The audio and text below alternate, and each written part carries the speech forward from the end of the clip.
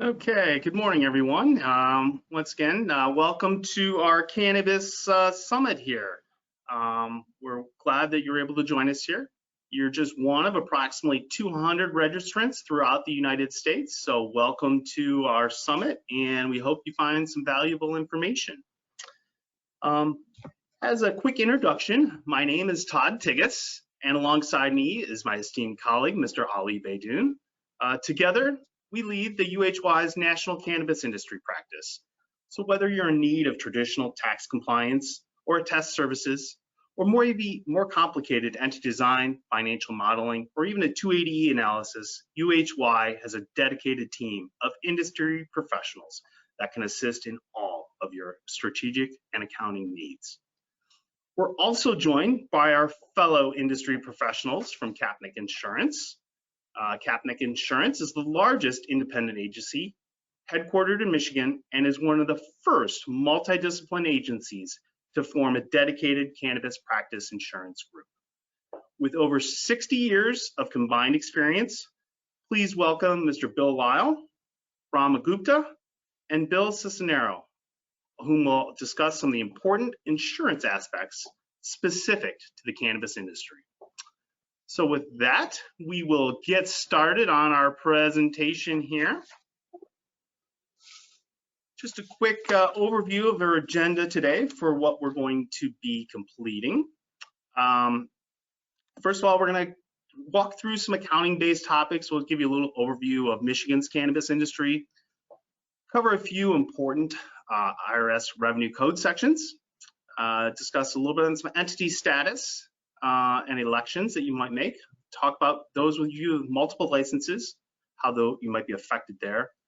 We'll touch on some important case law that's out there, some tax court cases that are relevant to the cannabis industry. Those of you that are vertically integrated, we'll get into some design structuring, and as well, we won't forget our real estate. On the insurance side, we're going to cover a few topics for their knowledge, the Kapnick Group knowledge base of the industry, the types of business class that you might be covering, various compliance and coverage issues, go walk through a few case studies, as well as what the management liability issues might concern. And finally, we'll touch on a few merger and acquisition topics.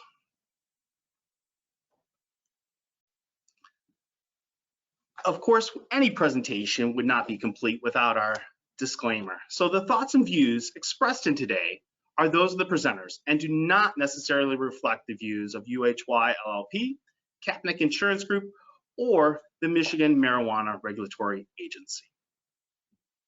Oops, sorry.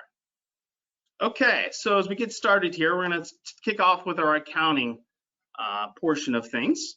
So just to kind of give you an overview and lay of the landscape here in Michigan's marijuana industry, here's a few statistical numbers from the Michigan MRA as of January 31st, 2021.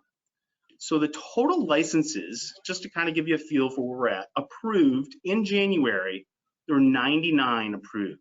Now that did include 63 that were actually pre-quals.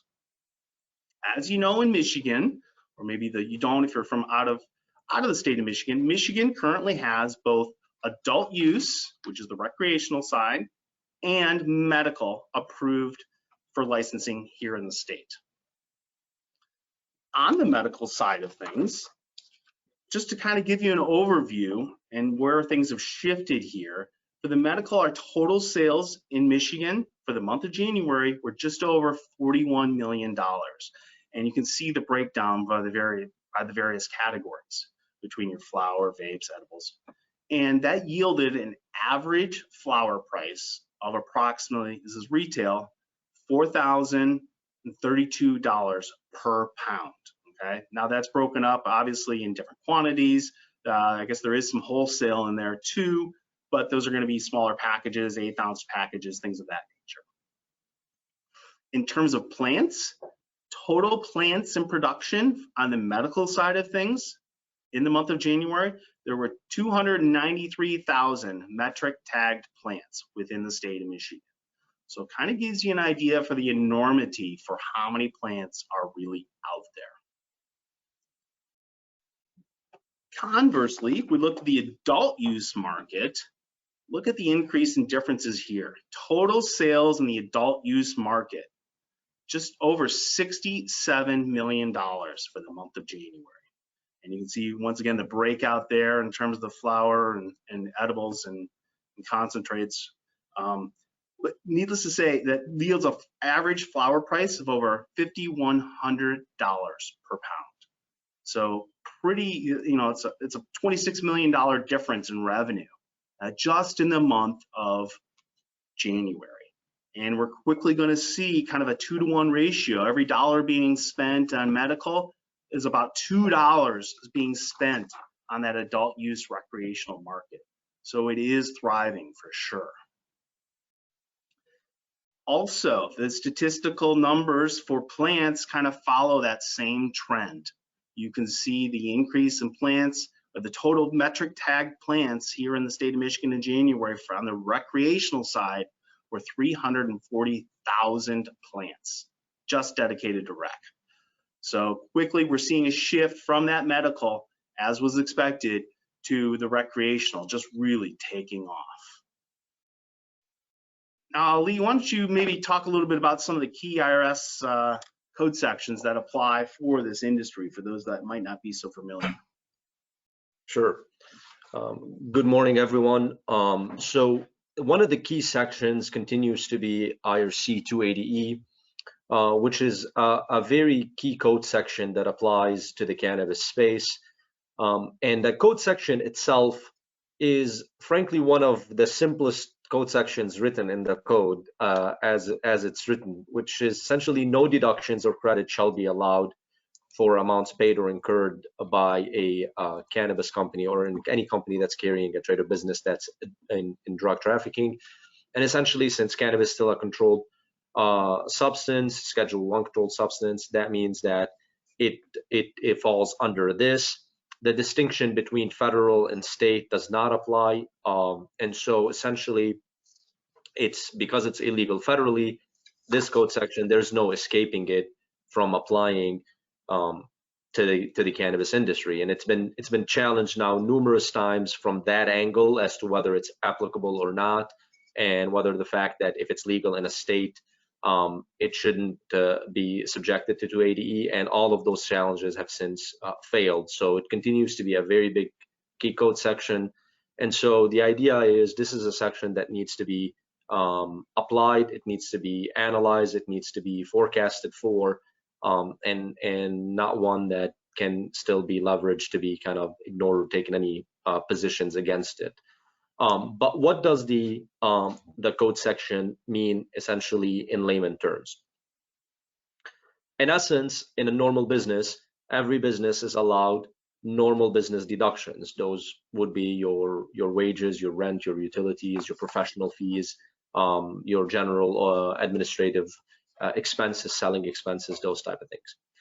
Cannabis companies are unique in the sense that they are only afforded cost of goods sold as a deduction.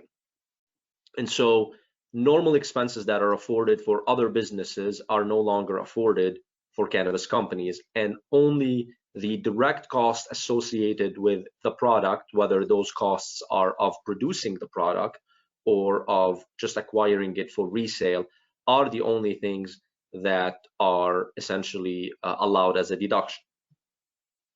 And because of that, you end up having very high growth companies that are spending a lot of money on growth, that might be operating at a deficit overall and normally do not worry about ever having to pay tax until they start producing income, actually ending up in a taxable position for federal tax purposes because all of the expenses that are below that cost of goods line are no longer deductible. So it puts significant cash crunch on companies, and so if you don't plan for it appropriately, you find yourself having the IRS as your lender, and that is not a good position. And that's some of the positions that we're seeing companies run into in the cannabis space in general. So it's something that you need to get ahead of as companies are, especially if they're spending a lot of capital and deploying a lot of capital to grow the business. Now, the states have essentially decoupled from 280E. Most states in which cannabis now is legal have decoupled, meaning that they decided to say, okay, while these deductions are not allowed at the federal level, we will allow them at the state level. But that continues to be a very tricky situation, especially, for example, here in Michigan. The law in Michigan, although essentially allowed companies to decouple from 280E, the Michigan Treasury Department have issued and revised some of their bulletins to now indicate that decoupling only applies to adult use licensed companies and does not apply to medical only licensed companies. So as you can see, even within the same state where cannabis is legal, you have some positions that are taken by the Treasury that could put a taxpayer in a very tricky situation. You know, if somebody has both licenses, how does it apply? For those who don't have both licenses, because localities have not opted in to adult use and only have medical, how does that work? So it continues to be difficult to navigate even at the state level where this is supposed to be more straightforward. And so let's talk a little bit about what cost of goods sold is essentially, and how to go about it. There's a couple of key code sections that apply to it, and now we're starting to see some cases. The case law history that's been before has been essentially focused on whether 280E applies or not. That's been the arguments that have been made. Now we're starting to see more court cases in the recent years that are now interpreting how does 280E apply. Richmond is a big case. So essentially talking about the distinction between cost of goods sold for manufacturers versus cost of goods sold for retailers such as dispensary. And for manufacturers, the cost of goods sold include a lot more expenses that could be essentially deducted because it's a manufacturing setting. So those would be all of your necessary and direct expenses such as labor and material, your nutrients and supplies, chemicals, as well as your overhead, your rent for the manufacturing space, your utilities, you know, any type of indirect labor, that type of spend all would qualify. Where in a resale type of environment, it's simply the cost of procuring the product.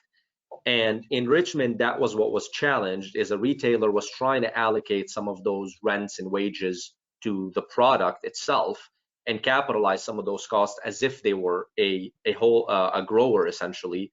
And the tax court said that is not how retailers should do it. You only are afforded the cost of buying and transporting your product in essentially as your deductible expenses. And those are positions that we're seeing in the marketplace. And this case law indicates that both the IRS as well as the tax court positions are contrary to those. So any type of position like that, one that carries risk. Harborside is another big one, where again the tax courts have affirmed that you know, essentially 280E applies to multitude of deductions that are afforded by the code, and it's not specific to only particular deductions. So that makes the section very limiting into what you can deduct. You know, some companies claim that charitable contributions, for example, should not be under the subject to 80E. Tax courts disagree with that. Same thing with depreciation. So essentially, the IRS and the tax courts are saying you follow the rule of 471. That's the only deductions you're afforded. Anything over that, we are going to disallow. And so that's been a very key thing that we're seeing. And now the good thing is, like I said, the court cases are being more robust towards the applicability of 280E in terms of what deductions are allowed versus, hey, do we even apply this code section or not? So that's the general feel of what we're seeing on that front. Todd, to you on just some of the distinctions between the type of entities that we've been seeing in this space. Yeah, absolutely. And as Ali indicated, obviously there's many different tax rules that apply here. So, you know, we have to be cognizant of those different laws that apply. And quite honestly, you really have to have a different train of thought when considering the type of entity for your tax status. As many of you may know, a typical limited liability company, which is what we normally see from a new client coming in, that's a cannabis company, will set themselves up with each state as a limited liability company or an LLC. And that LLC can be taxed with under the IRS in any one of the eligible tax statuses.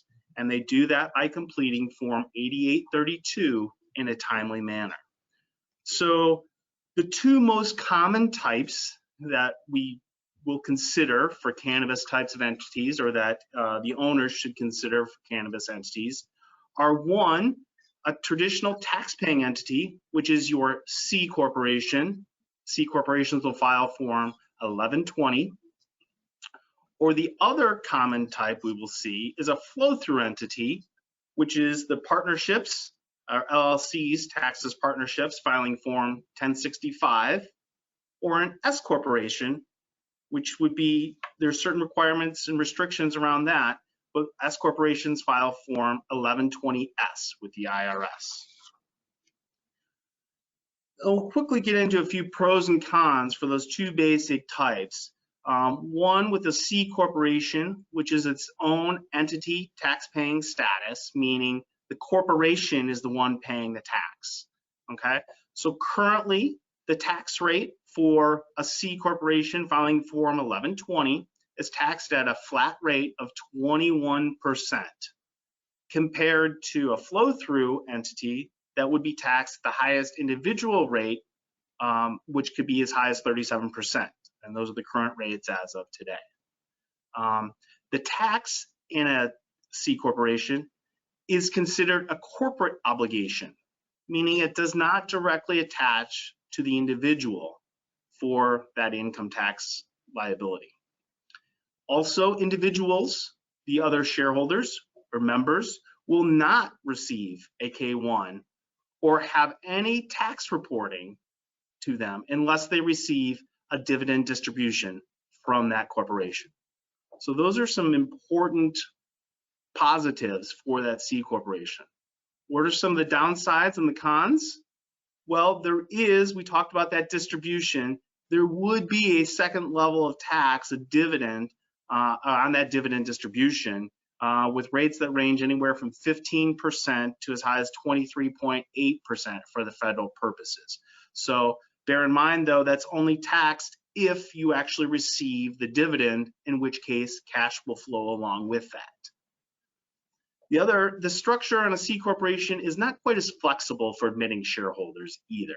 It's not a very tax efficient manner of admitting new shareholders, just because of the corporate obligations. You still have to follow the corporate rules. Meanwhile, in the flow-through entities, which are your 1065s and 1120Ss, some of the pros there's just one level of taxation, and that's held at the individual level via Form K-1 that passes the income out to the individual, and it's taxed on the individual's Form 1040. The structures allow for flexibility of admitting partners coming and going by shifting of equity and capital. Also, any cash distributions that might come would not be taxed again at the individual level. They are, however, taxed on the original income initially, whether or not you actually receive any cash on that K-1. So sometimes you can receive a K-1 for perhaps $100,000 and not receive $1 of cash. Some of the cons, as I mentioned before, the personal highest tax rates are 37% for federal taxes.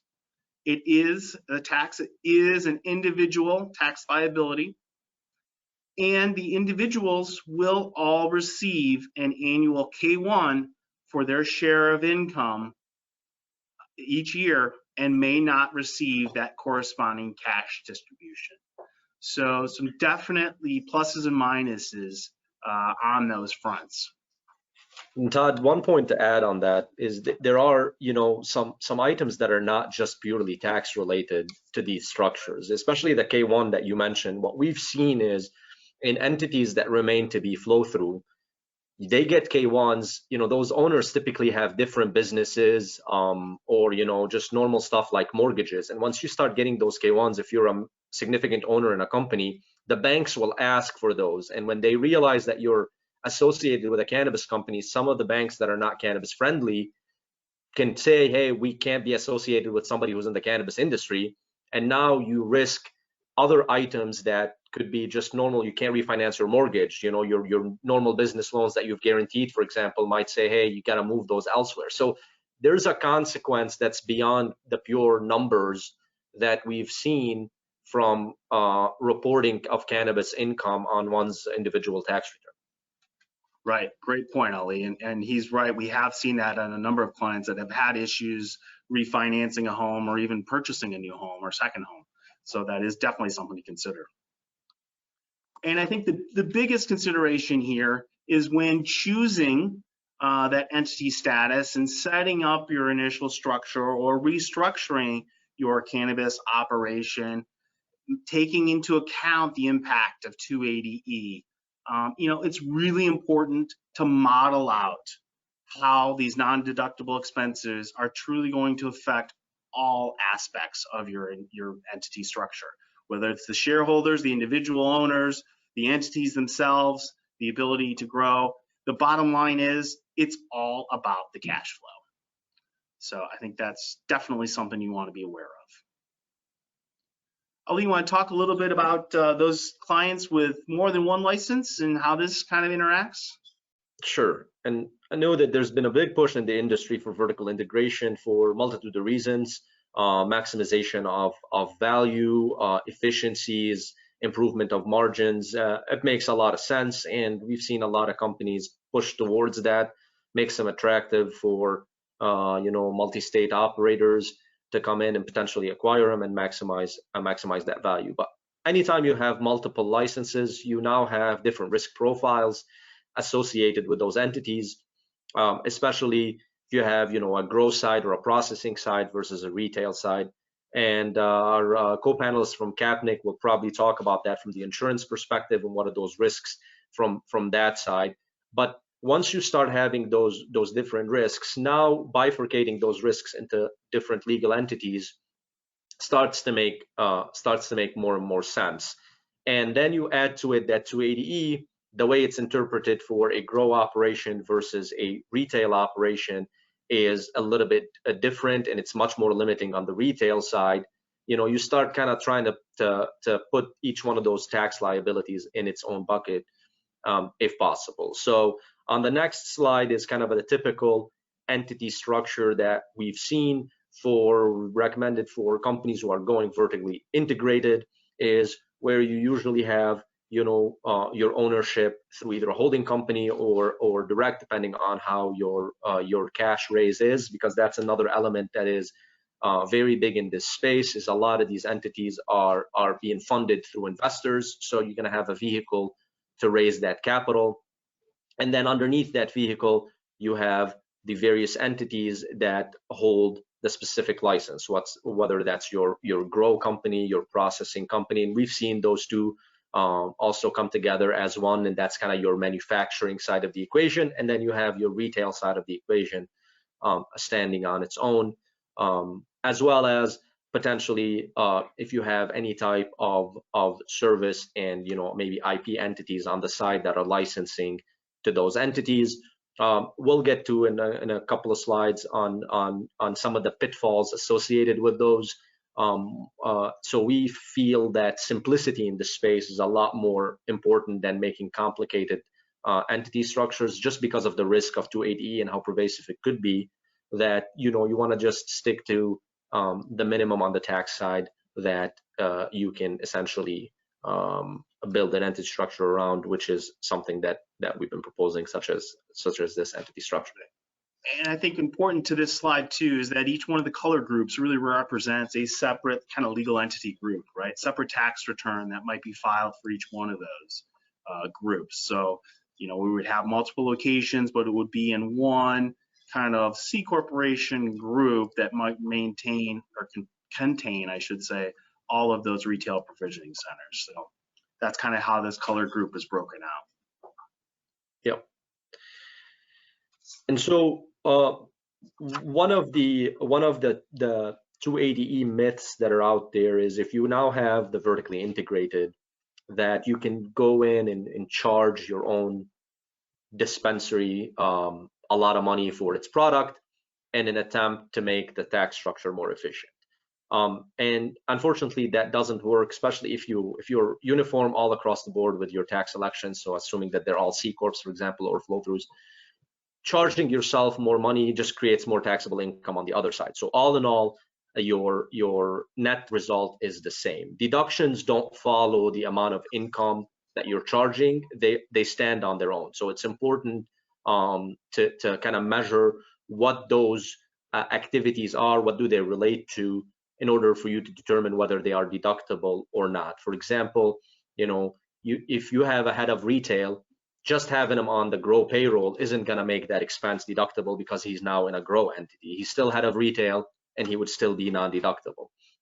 And so you really, when you're looking at deductions, you're looking at the underlying transaction and what does it relate to, and that's what determines if it's deductible or not. And so that's why we like to have the retail stand on its own with its own limitations, and then the grow stand on its own as well. And the key behind also having multiple entities is for them to stand, they have to stand as legal entities, which means you have to make sure that you have agreements between the companies and that transactions are being transacted at least an arm's length to try to avoid the companies being commingled or collapsing essentially together.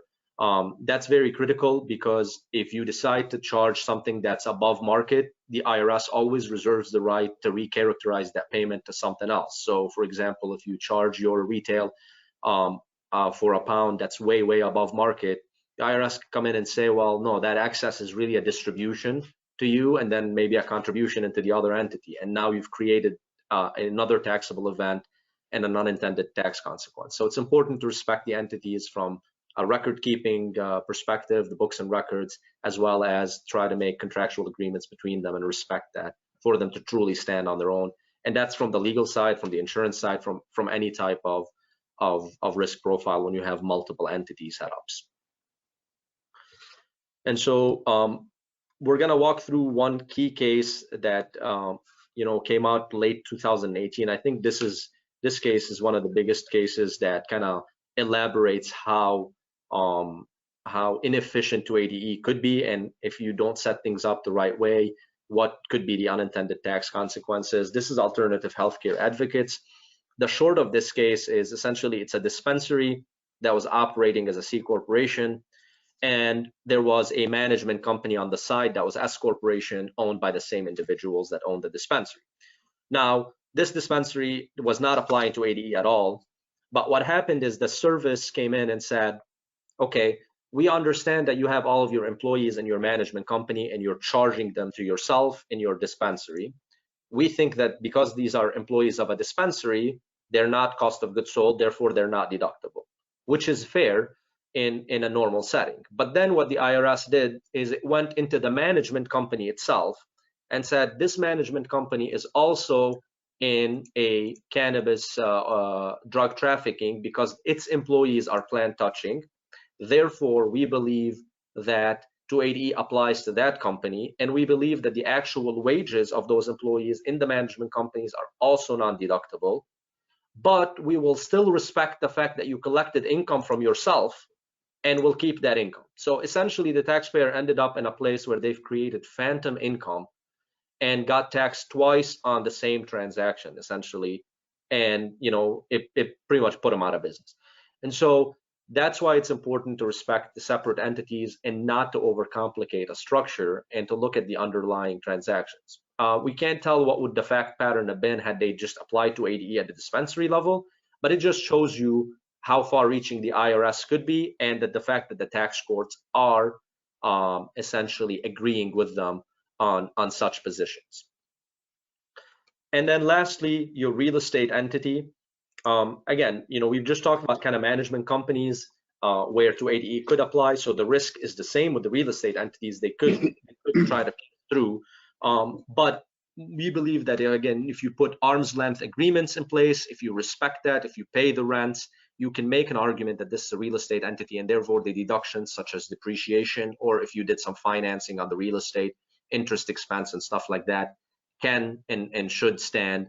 But it's important to observe all the formalities of such an entity.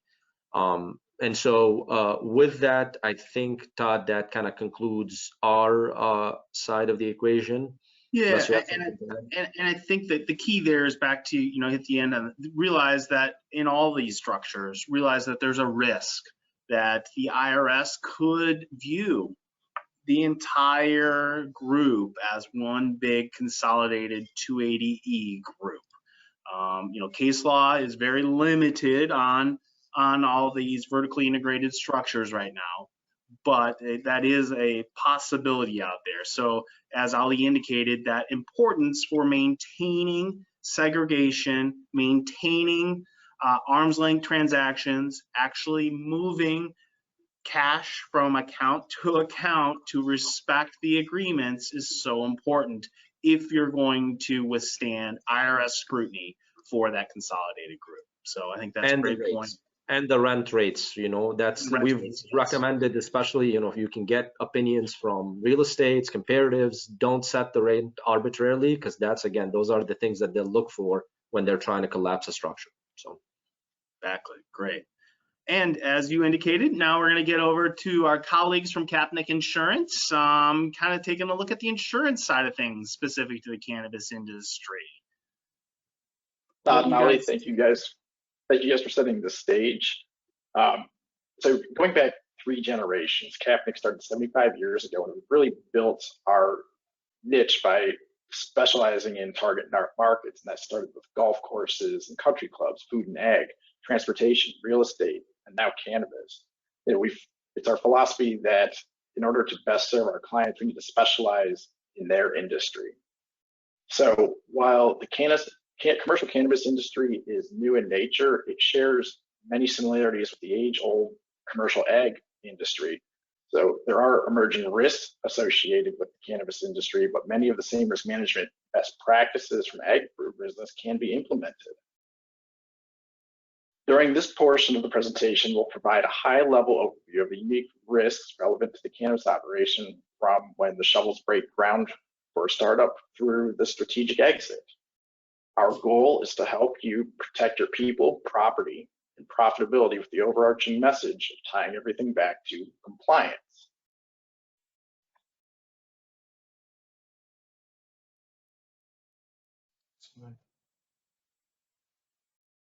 So from a big picture perspective, these are examples of certain business or types of business activities which are relevant to today's discussion, in which we've also been successful finding solutions for. So recent solutions we've provided were typically during the startup phase with vacant land or yet to be occupied vacant facilities prior to occupancy. So next slide. And as Rama mentioned, one of the big issues we deal with on a daily basis is something that's different here in the state of Michigan than in most states. Here in the state of Michigan, proof of financial responsibility for bodily injury is required. In most states, it's supplying a copy of a general liability policy, including products liability. State of Michigan takes things a step further, where you're legally required for every license to carry up to $100,000 worth of products liability coverage, and the key part is no exclusions. And so one of the things we deal with is in every, I shouldn't say every, but most, if not all, insurance policies contain exclusions. And so it's partnering with the right insurance carriers. It's also being compliant in making sure that those insurance carriers sign those attestations. And so one of the issues we run into 2 years ago, the state wasn't as difficult to deal with in managing these attestations.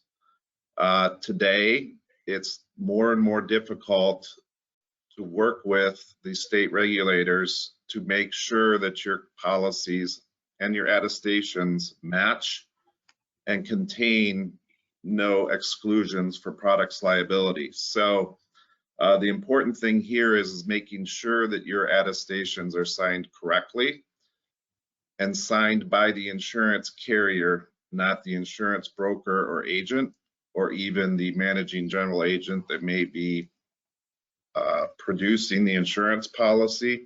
So it's very important to partner with the right group, making sure that your attestations are signed properly for new licenses as well as renewals.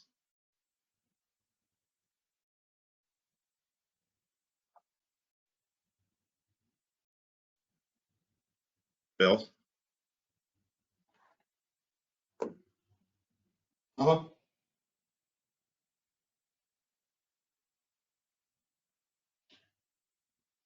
Go ahead on the next slide. Okay, perfect. So over the next few slides, we're going to give an overview of the coverages available and as well as several claims examples. So when you're ready to break ground on a new facility, as the owner, there's many priorities which take precedent over worrying about the insurance aspect. So that often results in insurance decisions relating to the construction being often overlooked. So when this happens, the owner gives up control and potentially ends up paying more. So, can you go back one slide? I'm sorry, Todd. Perfect. So, so this is often overlooked because there's a lot of moving parts before a construction project starts. So as the owners, the last thing you really want to worry about is that. So after a new facility is finished and ready for occupancy, the property coverage goes, that's where the property coverage comes in, and that protects your investment. It's also very important to use accurate replacement cost valuations when structuring the insurance for the building and ensuring the production and processing equipment are properly scheduled. So crop coverage is available for indoor cannabis stock from seed to sale on an internal basis. So what that means is it would be something named on the policy such as fire, theft, or accidental water discharges. Common current exclusions or gaps in coverage include losses due to mold, disease, or mistakes made during the cultivation process.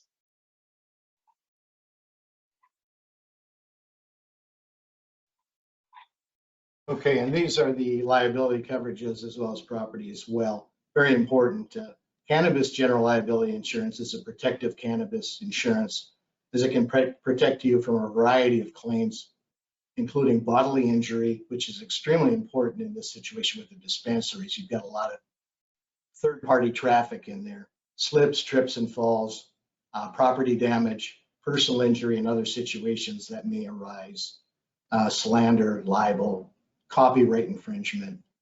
We'll get to, Bill Lyle will get to a little bit more on the products liability, which is also very important in this section as well.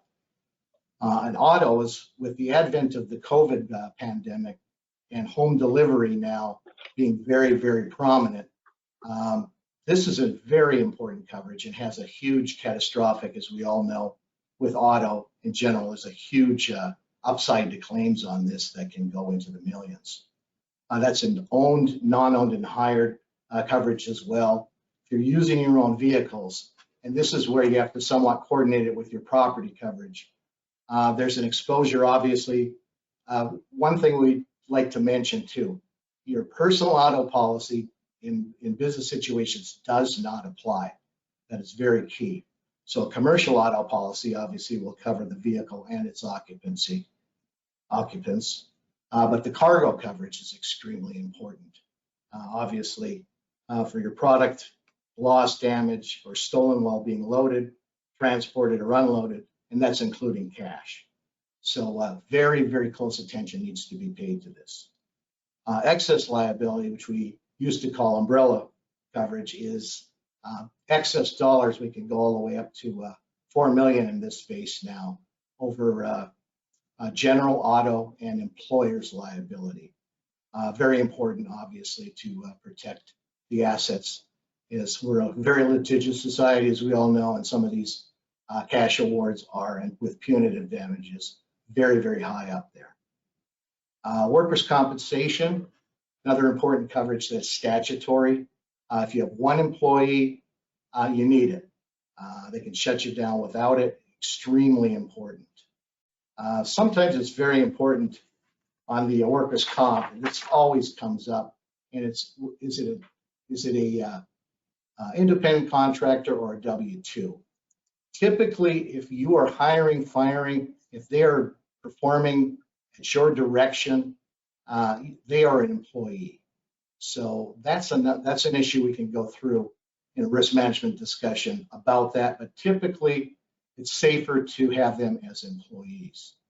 Now in harvesting and that, if you're going to use contract labor, staffing company, whatever, we'd like to review that contract for insurance purposes before you enter into it. That's a very important piece of it too. On all of these issues, these are risk management consulting issues.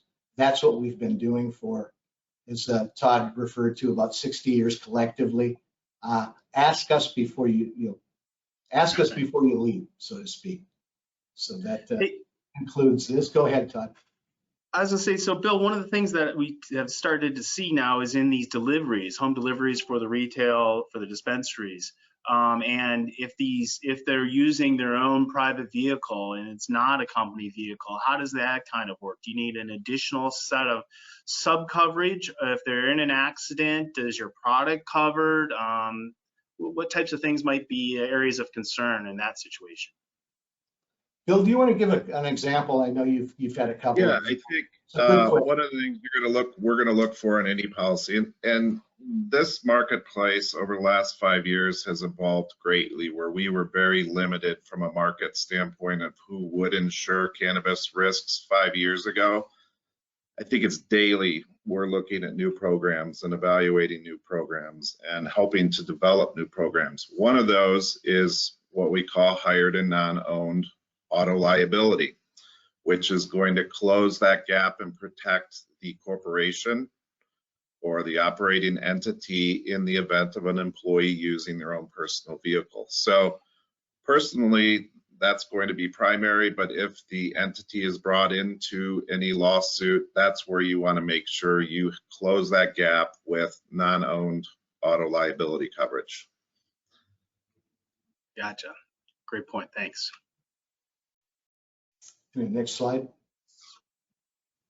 As I mentioned earlier, with the product's liability exposure, environmental is another key area where we're seeing on a daily basis things evolve within the insurance industry.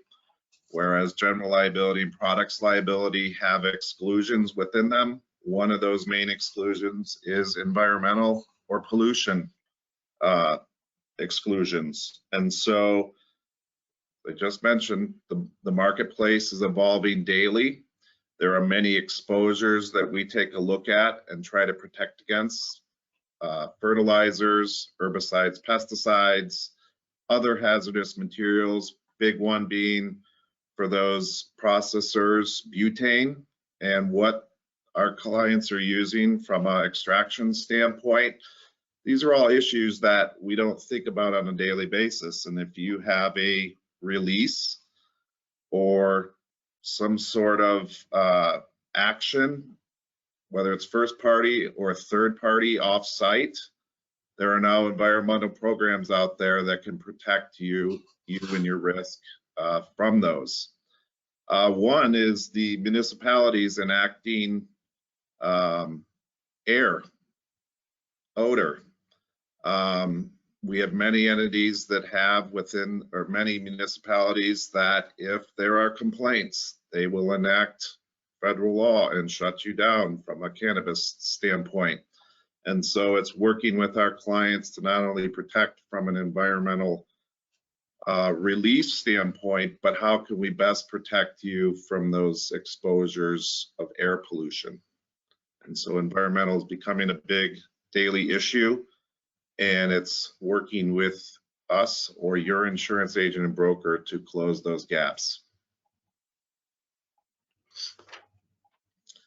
A few case studies that we wanted to talk about. On one of those I just brought up, we did have an incident where the facility was shut down. We brought in our risk management, our loss control team to work with our client, partner with specialists to provide guidance and education as far as how we can produce air scrubbers or provide air scrubbers to protect.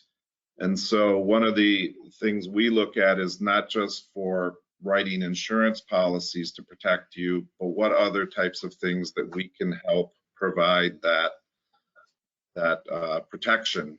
Last thing you want is to be shut down by a municipality because of complaints. And so we, as well as insurance carriers, will work with you to provide those or that analysis.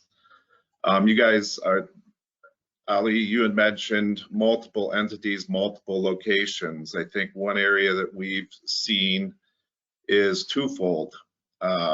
Limitation of marketplace, therefore groups going direct to the state work comp pool, where you're provided in workers' comp insurance from the state at a higher cost with a debit mod.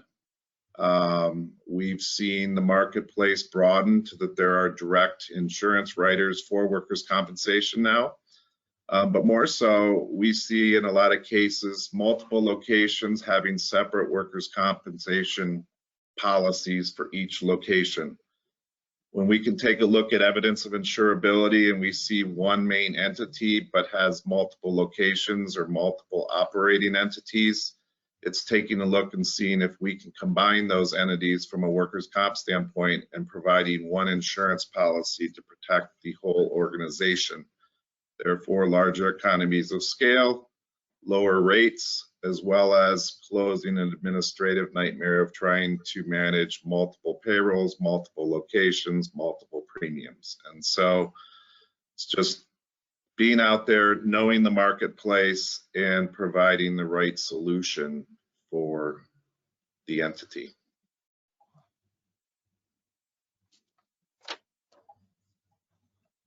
Bill, on to management liability.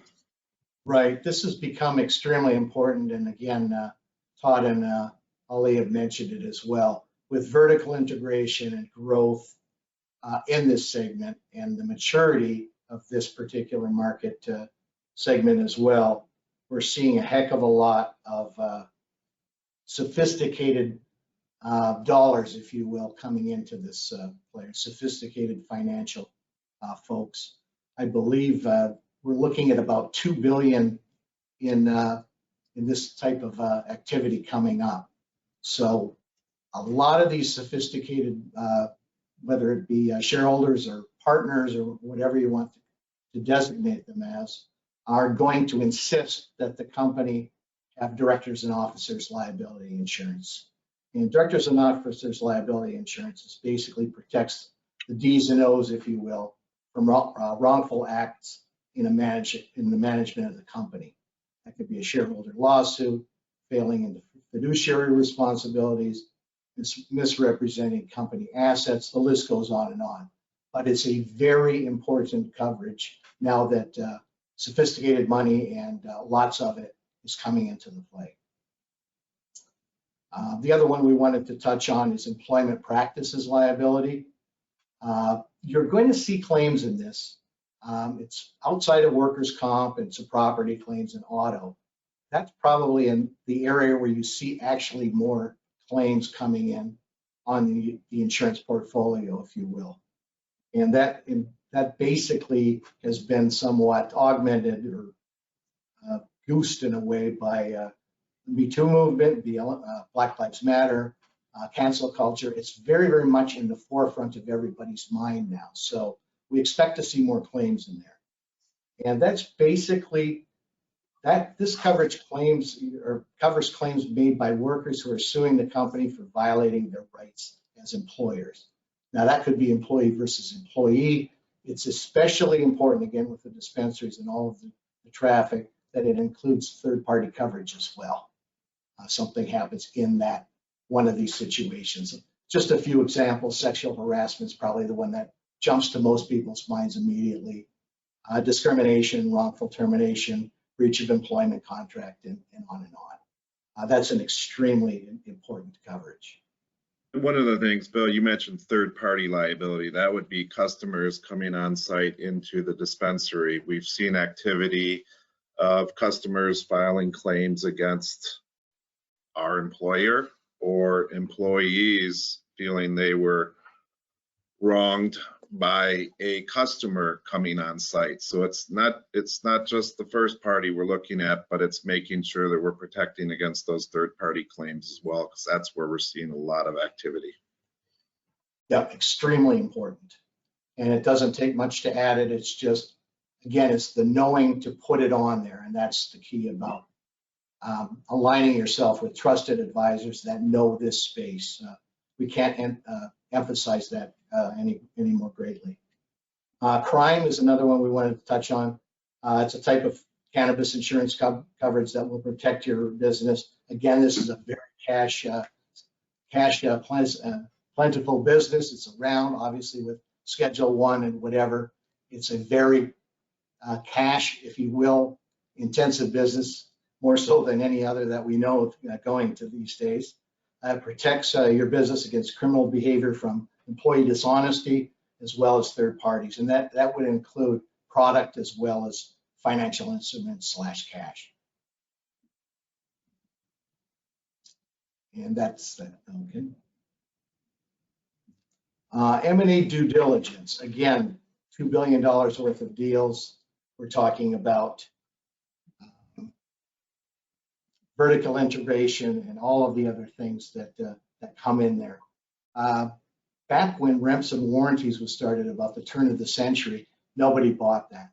But it's becoming very much a part of every M&A deal now for protecting the reps and warranties that were made in the transaction. The most important feature probably on any of this is know what you're buying. And this includes all of the disciplines. It includes legal, it includes accounting, certainly, and includes insurance. The due diligence that one must undertake in a professional manner, again, you want folks that have done, that it's not their first rodeo, that have done a lot of these, is going to that data room and getting as much information about that company, that target company, that you can possibly get. Knowing exactly what's going on, their business, the liabilities they've incurred, whether that be in workers' compensation and employee benefits in our area, or an array of them on the accounting and legal side. In order to price that properly, one must do a lot of due diligence. It's extremely important, and one must be very confident that they're trusted advisors in legal, in accounting, in insurance, know what they're talking about, know what to look for, know what they're doing. Very important. Yeah, and Bill, I think that's just a great point. We see that, and unfortunately, we've seen it go wrong too, where this is a fast-paced industry right now, and people are acting on, hey, I got to get this deal done. I got to get it done now. I got to get it done now. And unfortunately, they sometimes forget to involve the professionals group, and they haven't done their appropriate due diligence, and now we're left to try and clean up the mess. And unfortunately, there's been instances and situations where, because they haven't done that due diligence, they're left with or burdened with these additional liabilities, carryover liabilities, or perhaps failure to make certain tax elections that could have benefited them going forward. So I think that's, you hit the nail on the head, that it's so important to surround yourself with those professionals, that this isn't their first rodeo when it comes to M&A. I know at UHY we have a whole dedicated team specific to the M&A, as you guys do over at Capnick, that are well aware of the nuances. So I think that is just so important and a great point that I can't emphasize enough. So thanks. Todd, to kind of build on that, so give a little background on M&A activity within this space. In 2019, there was very little activity whatsoever. But between the election and the end of the year in 2020, there was over 600 million in deals announced, and experts are predicting for 2021 that we could end close to $2 billion in closed deals this year. And most of the actually all the current acquisitions are led by multi-state operators, vertically integrated operators. So looking into the future, we really anticipate seeing consolidation of privately held multi-state vertically integrated operators. Yeah, and the first 4 months, Rama, to your point, have seen 55% increases over the 2018 record that was set back then, right? So the activity is well underway, and all of these deals are being stock deals mainly, right? So when you buy the stock of a company, you're essentially just walking into those liabilities. So being able to quantify them and doing the right diligence, unlike when you do an asset deal where you can kind of leave some of those liabilities with the seller, becomes critical. So we've also been seeing a lot of purchasing of licenses. Bill Lyle, do you want to touch on? Yeah, I was going to mention that, you know, companies that started strong that have struggled over the last couple of years outside of Michigan, licenses sitting in receivership. And so we've been successful working with groups that making those purchases of those licenses that are just housed with a state receiver. So that's a lot of the activity we're seeing now is on that side, is purchasing those licenses that are already owned. Or Yep. 2 final words on this slide: no surprises. Make sure that when you sign that, when you sign those final documents, that you know everything you possibly can know before you sign it. So to kind of tie everything back together at the end, to implement risk management best practices, it really requires standard operating procedures within the company. So you've got a process in place which clearly communicates what the process is. It includes actionable identification steps and improvement steps, and has management buy-in. It becomes a company culture in which everyone is responsible for the safety and compliance, which will best protect your people, property, and profitability.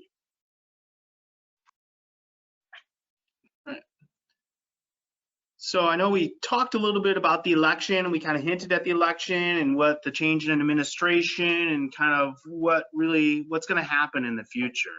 And, you know, while our crystal ball is still a little cloudy, there are a few bullet points that we kind of wanted to share, at least for where we're, what we kind of see in the future, and some questions that we've heard.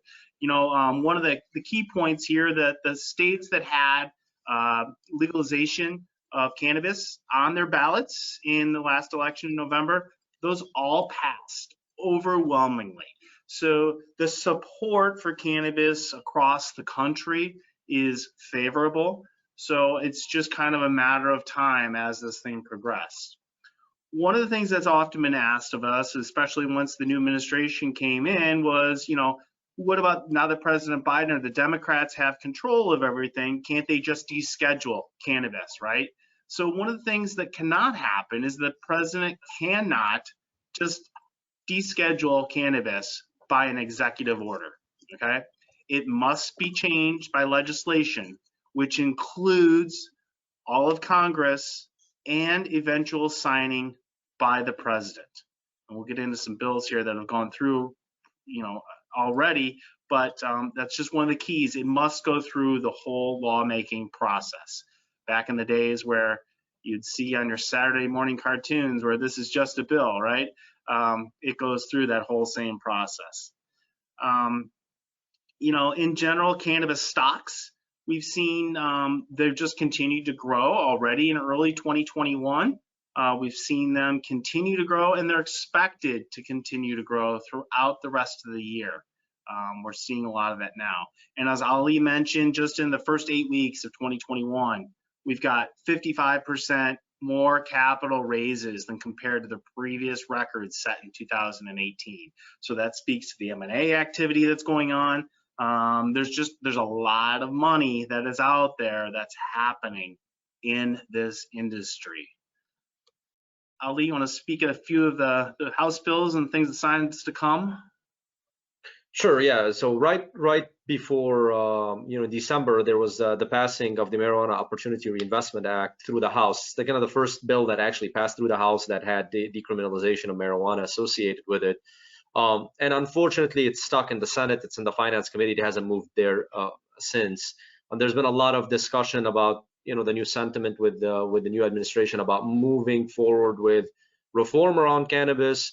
There was a very encouraging statement early February by Senator Schumer, along with Senator Cory Booker and Ron Wyden, indicating that they're all in favor of pushing cannabis reform, but we haven't seen much of anything tangible on that front yet. I'm sure you've heard the news over the past probably week or so this week about the White House dismissing staffers over prior marijuana use. So you can still see that even though you have an administration that's probably pro-cannabis or wants to make things move on cannabis, without a true reform and legalization at the federal level that has to run through Congress, everything is going to be a status quo. And with the pandemic still being out there, the question is how quickly can they move on this stuff? It still remains to be a question mark. And really, we need that type of reform to further alleviate the banking issues, as well as do away with 280E and start treating this as a normal business.